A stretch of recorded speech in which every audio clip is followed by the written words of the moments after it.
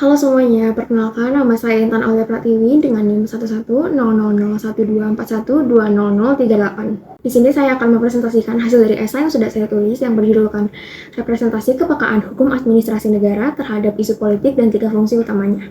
Untuk memenuhi tugas UTS dari mata kuliah Hukum Administrasi Negara, kelas B yang diampu oleh Pak Kadek Yahya Susilo-Wibowo, SHMH.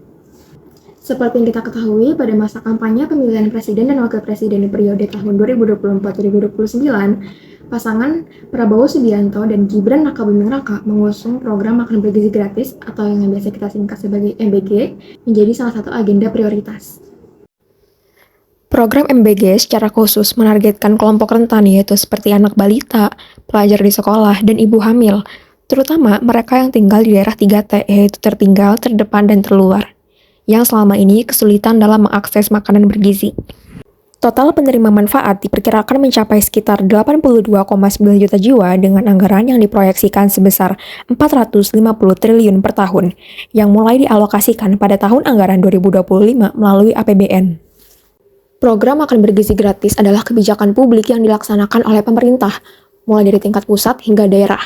Segala bentuk kebijakan yang berkaitan dengan penyelenggaraan tugas pemerintahan, khususnya yang menyangkut pelayanan publik, penggunaan anggaran negara, dan pelaksanaan serta pengawasan berada di bawah cakupan hukum administrasi negara. Salah satu karakter penting dari hukum administrasi negara adalah sifatnya yang peka terhadap dinamika politik. Artinya, hukum administrasi negara tidak berdiri sendiri secara kaku, melainkan senantiasa merespon arah kebijakan politik pemerintah yang sedang berkuasa. Hukum administrasi negara dibentuk ulang, dan dijalankan dalam kerangka sistem pemerintahan yang terus berubah, tergantung pada kepentingan, prioritas, serta visi politik dari para pengambil keputusan negara.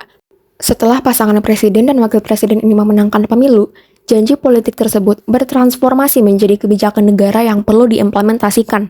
Disinilah hukum administrasi negara mulai bekerja. Untuk menjalankan program MBG, pemerintah tidak bisa serta-merta langsung membagikan makanan. Diperlukan dasar hukum, regulasi, perencanaan anggaran, pengorganisasian pelaksana, serta sistem pengawasan yang semuanya merupakan bagian dari proses administratif. Pengaruh yang dilakukan oleh badan pemerintahan dengan wewenang publiknya terhadap warga masyarakat dalam menjalankan aturan-aturan hukum administrasi merupakan bentuk konkret dalam menjalankan fungsi normatif, fungsi instrumental, dan fungsi jaminan dari hukum administrasi. Dalam program makan bergizi gratis, fungsi normatif HAN artinya pemerintah harus menjalankan program ini sesuai dengan aturan hukum, seperti peraturan presiden atau undang-undang. Aturan ini mengatur siapa yang berhak menerima, cara membagikan makanan, dan penggunaan anggarannya. Tujuannya, supaya program ini berjalan adil, tidak seenaknya, dan bisa dipertanggungjawabkan. Fungsi ini juga dapat melindungi hak masyarakat, terutama anak-anak dan ibu hamil, agar mereka benar-benar mendapatkan manfaatnya. Selanjutnya ada fungsi instrumental. Dalam hukum administrasi negara, artinya hukum dipakai sebagai alat bantu untuk menjalankan kebijakan pemerintah. Contohnya, dalam program MBG, fungsi instrumental membuat hukum jadi alat kerja pemerintah.